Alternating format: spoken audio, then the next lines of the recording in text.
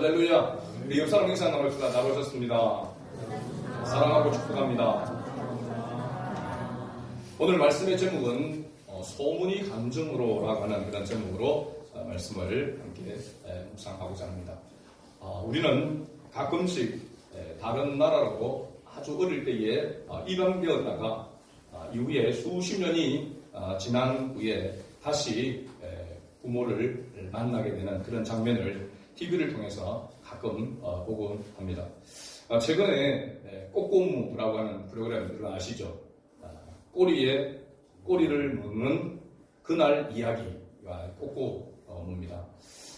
그 TV 프로그램에서 가족과 헤어진 지 50년이 넘어서 유일하게 살아있는 자기 친여동생을 만나는 장면을 보았습니다. 우리 권사님도 이렇게 보고 말씀을 하시던데, 지난 12월 28일 방영된 꼬꼬무 프로그램에서 나왔습니다. 제목이 보니까 캄보디아 훈 할머니 이야기라고 하는 그런 제목으로 방영이 되었는데요. 1942년에 17살 무렵에 영문도 모르고 머나먼 캄보디아까지 끌려가서 일본군 위안부가 되었다고 합니다.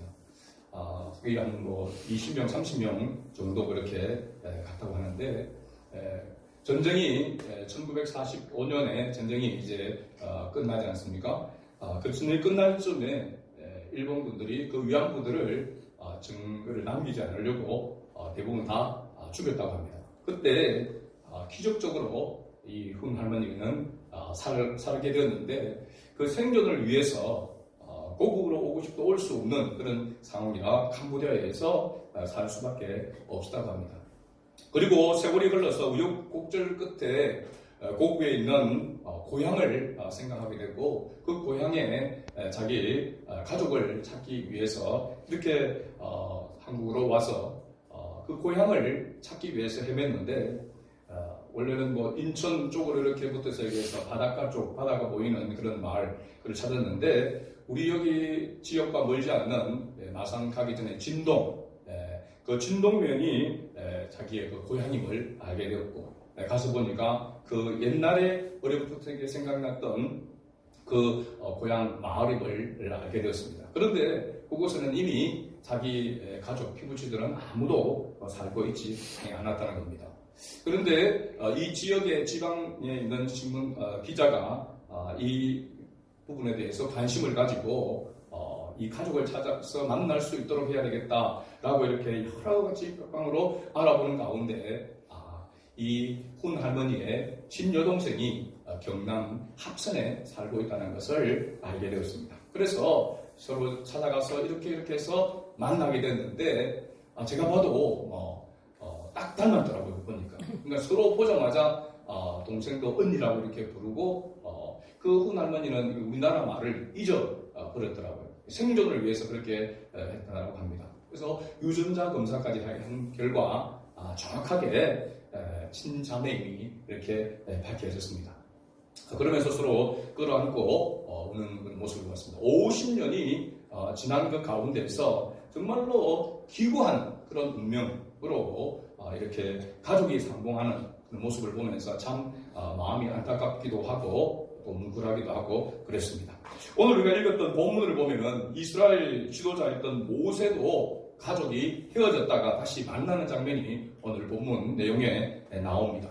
언제, 무슨 이유로 모세의 가족들이 헤어졌다가 어떤 계기로 만나게 되었는지 우리는 그 배경을 알아보기 위해서 지금부터 꼬꼬무를 시작하도록 하겠습니다. 출애굽기 4장 24절에서 26절까지 말씀 한번 띄워주시겠습니다. 앞에 화면을 보고 같이 한번 읽어보도록 하겠습니다. 시작. 모세가 길을 가다가 숙소에 있을 때에 여호와께서 그를 만나사 그를 죽이려 하신지라. 십보라가 돌칼을 가져다가 그의 아들의 꼬피를 베어 그의 발에 갖다 대며 이르되 당신은 참으로 내게 피난 편이로다 하니 여호와께서 그를 놓아 주시니라. 그때에 십보라가 피난 편이라 함은 할례 때문이었더라.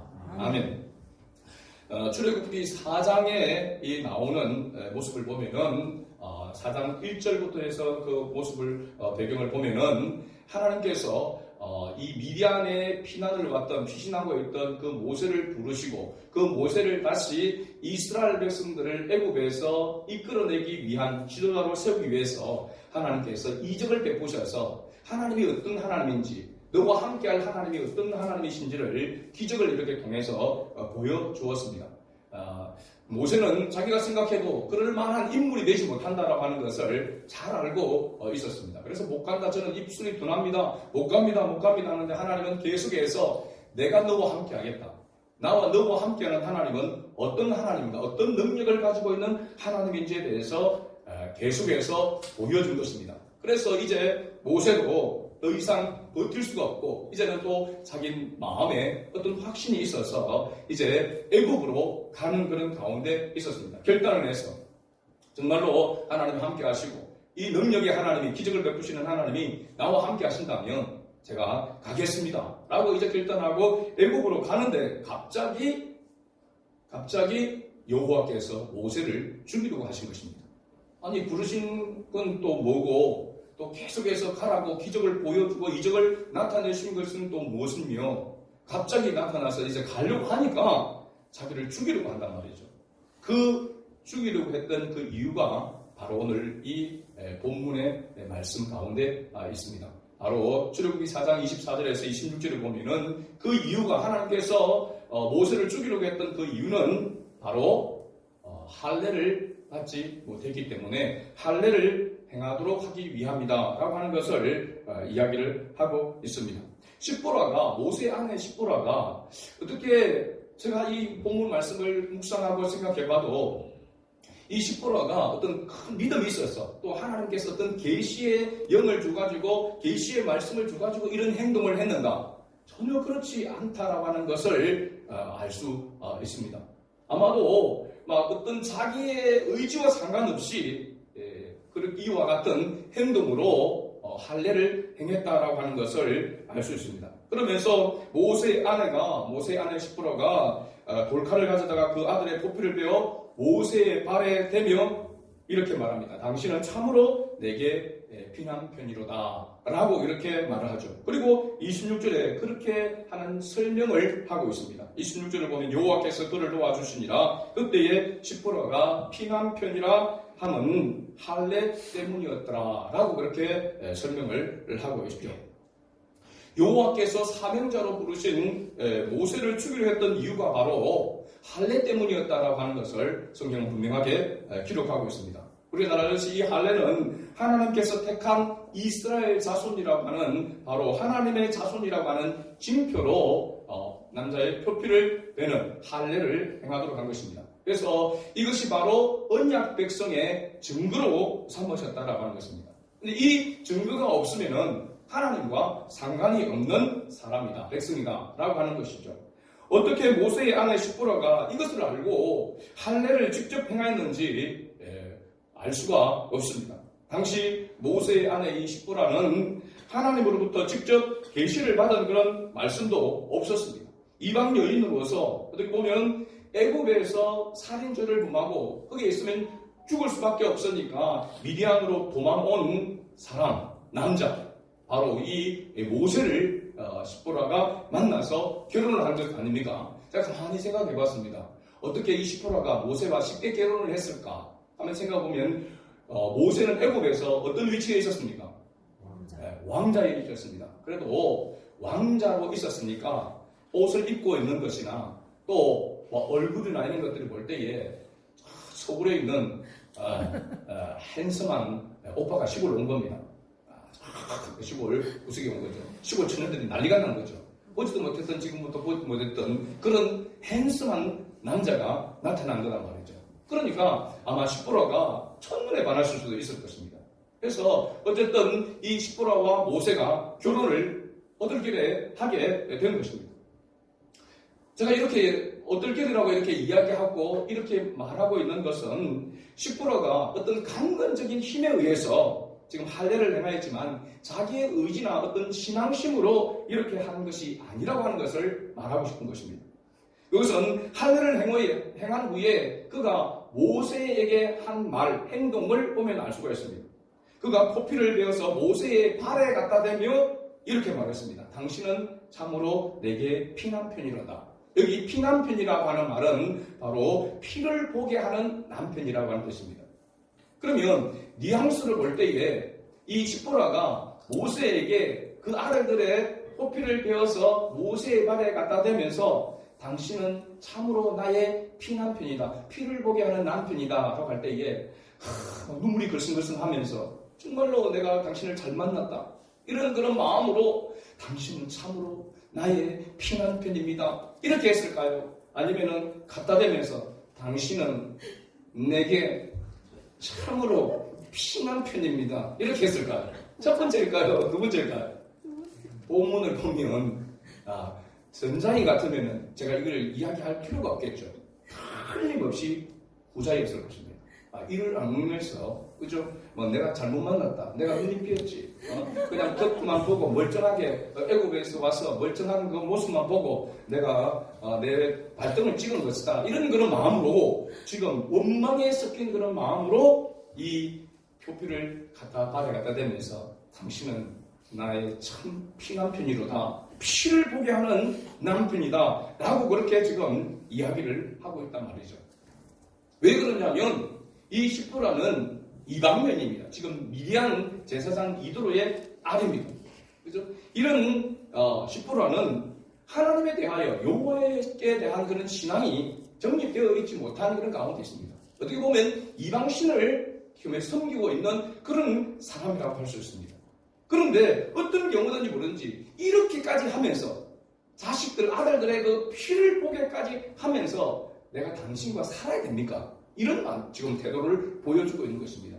그래서 정확하지는 않지만 성경에 기록하고 있지만 많은 학자들은 이 계기로 모세와 모세의 가족이 헤어졌을 것이다 라고 이렇게 봅니다. 굉장히 저는 설득력이 있다라고 봅니다. 모세와 그의 아내 시보라는 당시로 볼 때에 종교 문제로 별개 단계에 들어갔다라고 그렇게 말할 수 있는 것입니다. 그렇죠? 이런 경우가 이전에는 교회 안에서도 가끔씩 있었습니다. 종교 문제로 이혼을 하는 그런 가정들이 들어 있었습니다. 성도들도 평신도도 마찬가지고 지금 제가 하는 목회자도 보니까 사모님과 별거하다가 결국 이혼을 하시더라고요. 우리 교당 안에 있는 목사님. 종교적인 문제, 사모님과 목사님이 종교적인 문제로 이혼을 한다. 이건 아니지만 사역적인 그런 문제로 이혼을 이렇게 하는 것을 보았습니다.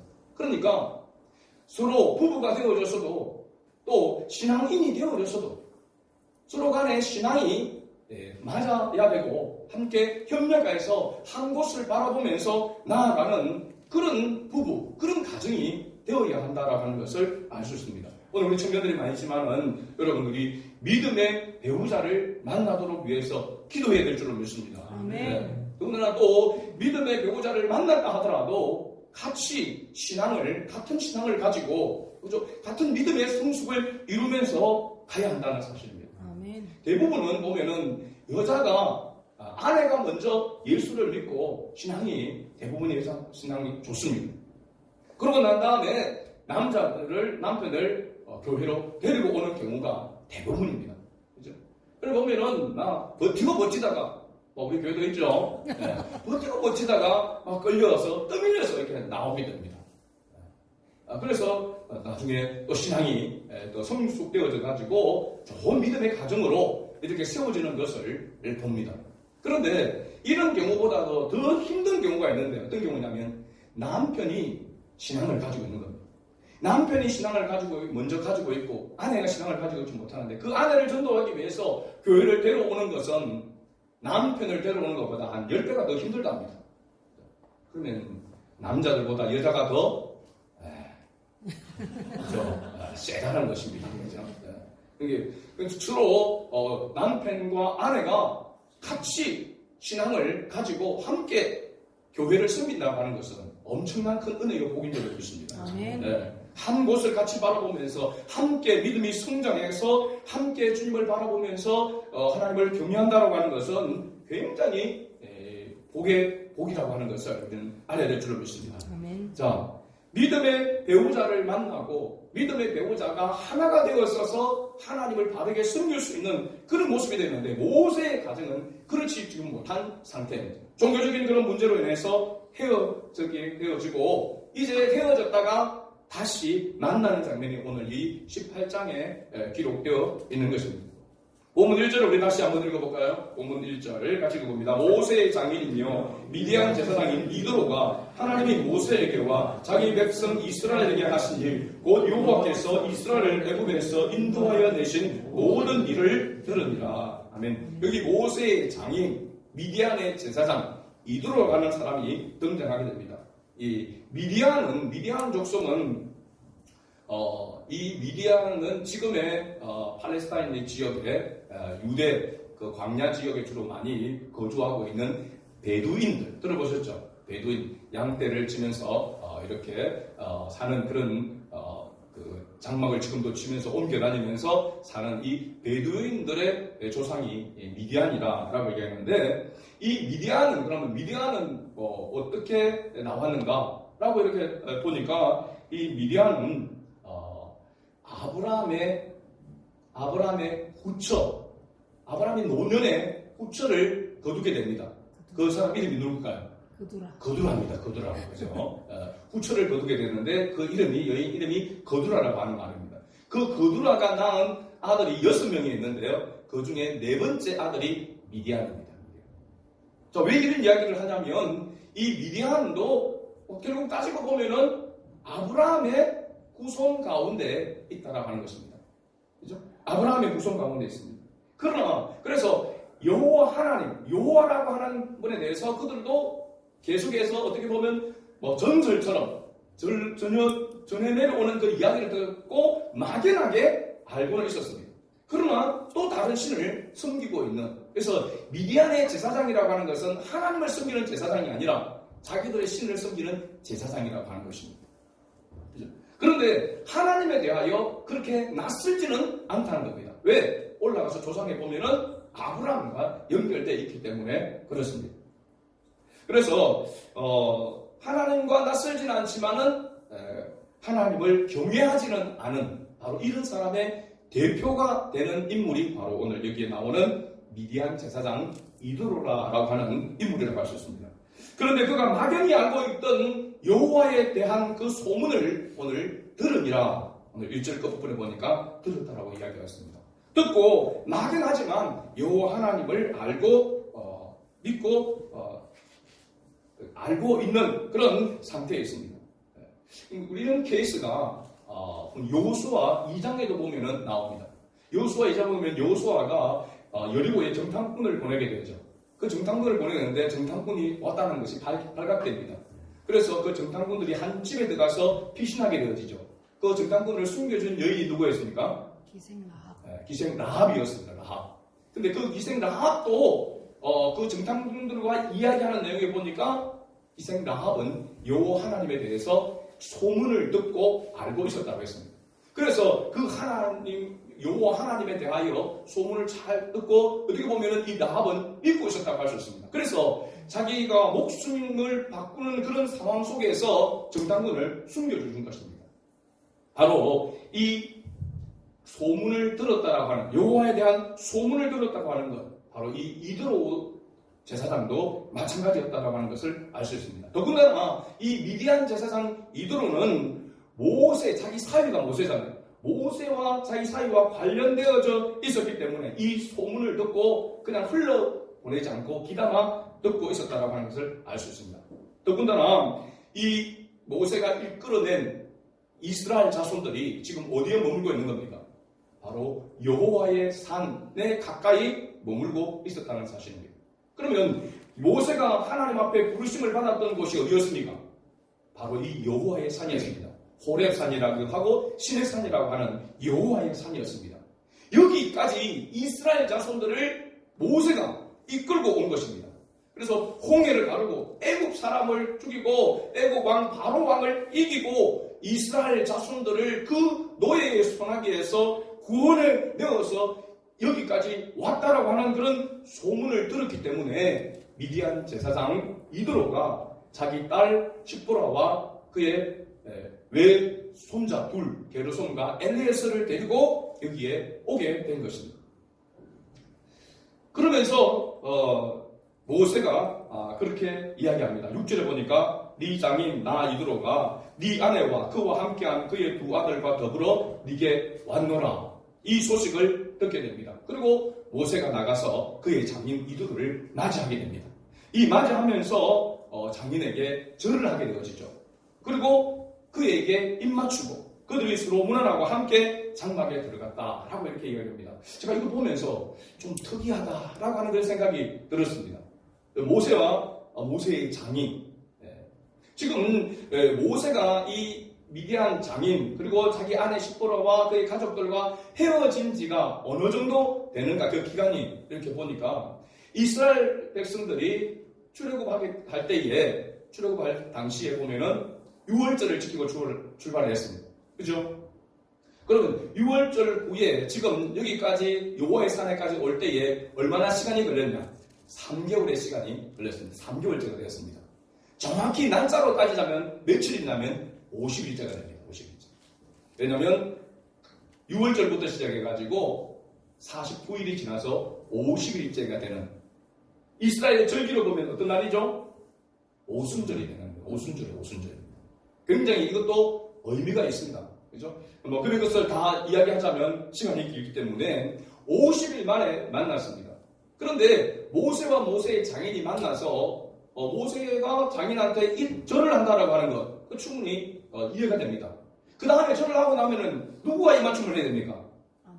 자기 아내 시포라와 입맞춤을 하든지, 하다못해 아내하고 사이가 안 좋다 하더라도 자기 아들들하고 입맞추든지 이런 모습 제스처가 보여야 되는데, 목사는 장인에게 절을 하고 또 장인과 입맞춤, 이게 좀 이상한 그런 좀 느낌인데, 이게 왜 이렇게 했을까, 이런 행동을 했을까라고 생각하니까 그 당시 어떤 그 지역의 문화라고 예법이라고 이렇게 이야기하는데, 그 예법 가운데 하나가 뭐냐면 대표성을 가지고 있다는 겁니다.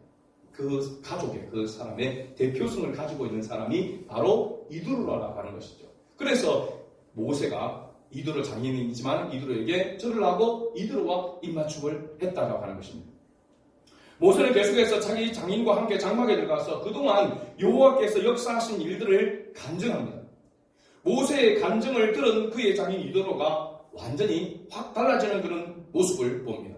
그 본문이 오늘 우리가 읽었던 9절과 10절 말씀입니다. 같이 한번 읽어볼까요? 9절과 10절. 이드로가 여호와께서 이스라엘에게 큰 은혜를 베푸사 애굽 사람의 손에서 구원하심을 기뻐하여 이드로가 이르되 여호와를 찬송하리로다. 너희를 애굽 사람의 손에서와 바로의 손에서 건져내시고 백성을 애굽 사람의 손아래에서 건지주셨도다.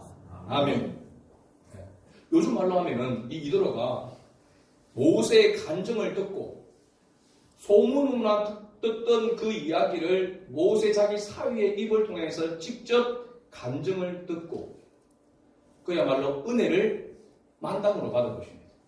그래가지고 확 뒤집어진 것이죠, 지금.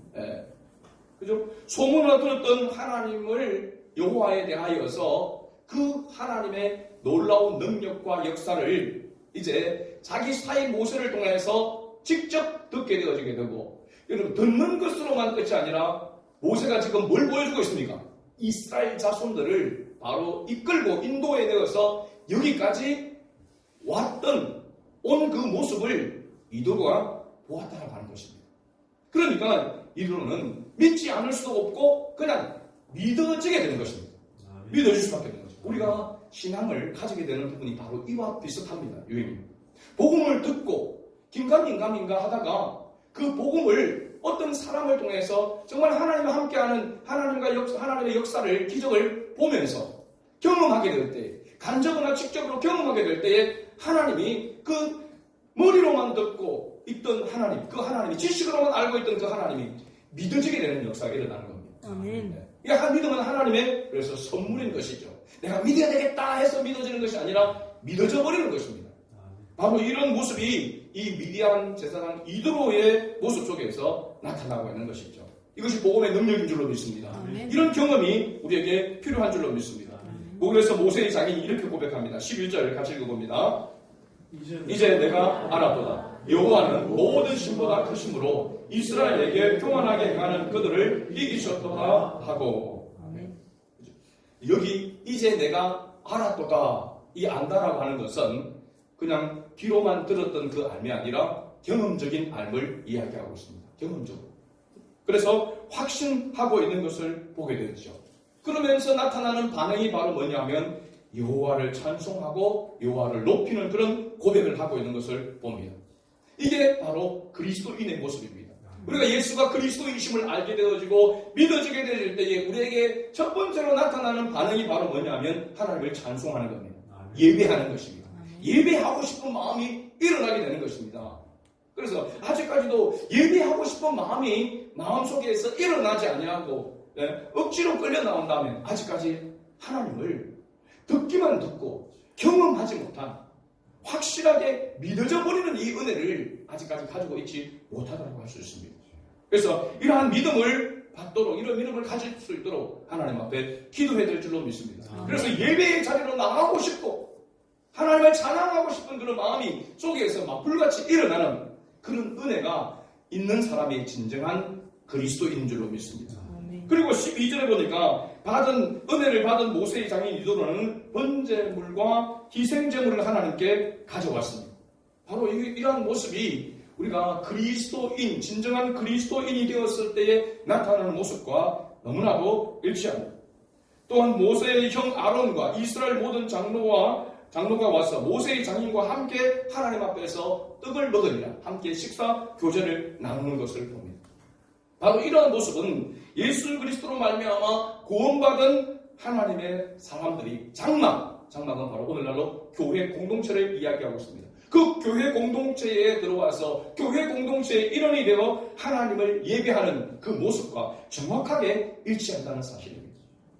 그래서 교회라고 할 때 이 교회는 인위적인 그런 모임으로 사람들 숫자만 모여 있다고 해서 교회가 아니라 진정한 그리스도인, 하나님을 만난 사람, 예수가 그리스도인이 믿어지는 그 사람들의 모임이 진정한 교회 공동체인 줄로 믿습니다.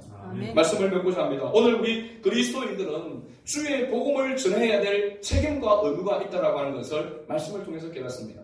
왜 그렇습니까? 우리 로마서 10장 17절 말씀, 한번 잘 아는 말씀이지만 우리 근서를 같이 한번 읽어봅니다. 그러므로 믿음은 들음에서 나며 들음은 그리스도의 말씀으로 말미암았느니라. 아멘. 믿음은 어디에서? 듣는 데서 나오고, 듣는 것은 아무런 말을 들어서 듣는 것이 아니라 그리스도의 말씀을 들음으로 말미암아 믿음이 생겨난다라고 하는 것입니다. 아멘. 믿음의 원천은 바로 이렇게 온다라고 하는 것을 말하고 있는 것이죠. 그러니까 중요한 것은 전파하는 사람이 있어야 한다는 사람이에요. 전하는 사람이 있어야 한다는 것이죠. 그래서 하나님께서 우리를 먼저 이런 은혜를 베푸시고 부르신 것은 바로 이 사명을 우리에게 주신 것입니다. 전하라고, 복음을 전하라고, 하나님의 말씀을 전하라고. 아직도 하나님에 대하여, 예수 그리스도에 대해서 전혀 듣지 못한 사람들에게 복음을 들을 수 있는 기회를 줘야 한다는 사실입니다. 그 다음에 두 번째 하나는 뭐냐면 그리스도인들은 하나님을 경험하는 삶을 통하여서 간증할 수 있는 삶이 되어야 된다는 사실입니다. 내가 예수를 믿음에도 불구하고 하나님의 은혜를 경험하는 삶이 없으면 간증할 수가 없습니다. 간증거리가 없는 것입니다. 내가 복음을 전하면서도 나는 이런 삶을 살았는데 내가 이렇게 예수를 만나고 이런 삶을 내가 살고 있다라고 하는 간증의 삶이 있어야 하는 것입니다. 그 간증의 삶을 이야기하고 그 삶을 내가 생활 속에서 나타내고 보여줄 때에 이들과 같은 사람이 생겨나는 것입니다. 구원받은 하나님의 역사가 일어나는 것입니다. 왜 지금 한국교회가 점점 쇠퇴되고 하는 가운데 있습니까? 여호와에 대한 소문은 들려지는데 여호와의 말씀을 따라서 살아가는 간증거리가 있는 그리스도인들이 부족하기 때문에 그렇습니다. 생활 속에서, 캠퍼스에서, 직장에서, 가정에서 그리스도인다운 삶을 살아가면서 하나님을 경험하는 삶을 살아가는 진정한 그리스도인이 보이지 않기 때문에 예수 믿는 사람이, 구원받는 사람이 지금 드물다라고 하는 것입니다. 교회에 예수 믿는 사람 한 사람 나오기가 힘들다라고 하는 것입니다. 그러므로 우리가 주님의 복음을 증거하는 일뿐만 아니라 소문을 내는 것뿐만 아니라 우리가 간증을 함으로 진정한 그리스도인다운 모습을 삶을 통해서 보여줘야 됩니다. 하나님을 알지 못하는 사람은 하나님이 어떤 분인 줄을 모릅니다. 하나님은 보이지 않기 때문에 보여줄 수가 없습니다. 누굴 통해서 보여줘야 됩니까? 나를 통해서 보여줘야 되는 겁니다. 하나님을 믿는 나를 통해서 내가 하나님을 보여줘야 되는 겁니다. 하나님의 속성을 보여줘야 되는 겁니다. 하나님은 사랑입니다. 희생입니다. 그렇죠? 하나님의 그러한 은혜를, 하나님의 속성을 나의 삶을 통해서 간증하고 드러낼 때에 구원의 역사가 일어나게 되는 것입니다. 그리고 그런 사람들이 와서 예배와 교제를 통하여 하나님을 높이는 것이 진정한 교회 공동체인 줄로 믿습니다. 그래서 이러한 교회 공동체가 되기를 원하고, 오늘 여기 있는 우리 모두가, 우리가 교회가 서울 3일교회지만은 그리스도 안에서 우리는 한 교회인 줄로 믿습니다. 그리스도 안에서 한 지체요, 한 형제 자매인 것입니다. 이 땅에 하나님의 나라가, 주님의 몸된 교회가 힘있게 세워갈 수 있도록 우리 모두가 다 복음을 전하는 일에 힘써야 됩니다. 이건 그리스도인의 책임과 의무입니다. 그리고 그리스도인다운 삶을 살아가야 합니다. 감정에 있는 삶을 살아가야 합니다. 그런 은혜를 구하고 기도하며 나아가는 그런 저와 여러분 될 수 있도록 주의 이름으로 축복합니다. 아멘.